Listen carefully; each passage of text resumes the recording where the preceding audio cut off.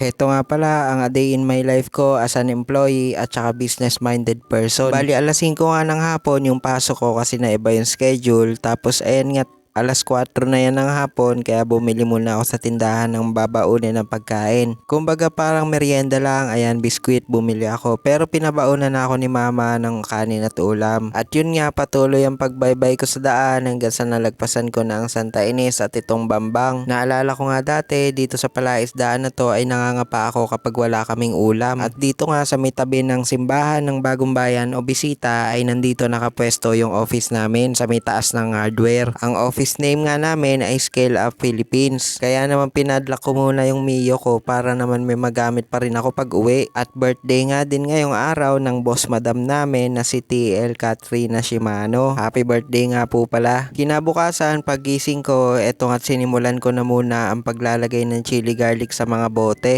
Dahil nga 8 hours lang naman yung trabaho ko, yung natitirang oras ko ay nilaan ko na lang para sa pagnenegosyo. Bali ang chili garlic nga pala na to ay 100 pesos lang. At sinisigurado ko na safe at pantay-pantay yung timbang niya. Kaya naman nang mag-live ako ay may umorder nga at yun nga si Ate Lai. Bali kung mapapansin nyo nga ay medyo malaki yung sticker dun sa bote kaya naman hindi pa to final at gugupitin ko pa. Hindi din kasi maganda sa mata kung ganito yung packaging na hindi naman maayos.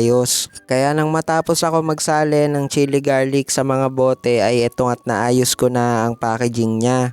At least 'di ba mas maganda na sa mata. At eto nga't kinalibrate ko na muna para talagang masigurado na walang lamangan sa timbang, walang labis, walang kulang. Kaya naman ito at dadalin ko na nga kay Ate Lai ang kanyang order na isang chili garlic at yung ibang order nga ay sa mga kasama ko sa trabaho. Malapit nga lang din ang bahay nila Ate Laila dito sa amin at ilang lakad lang ay nandito na nga ako. Meron nga pala siyang sari-sari store dito sa Pulo at nung lumabas na nga siya ay ito at sinabi ko nadala ko na yung chili garlic niya. Tapos tinanong niya nga kung pwede ang refill. Sabi ko ay pwede 70 pesos na lang. Pero nung una ay nag-isip pa ako kahit wala naman ako noon. At nang maisip ko na nga ang costing ay pumayag nga ako sa 70 na lang. At ito nga sabi ko sumama pa siya sa video. Dalay, Oh. sama kita.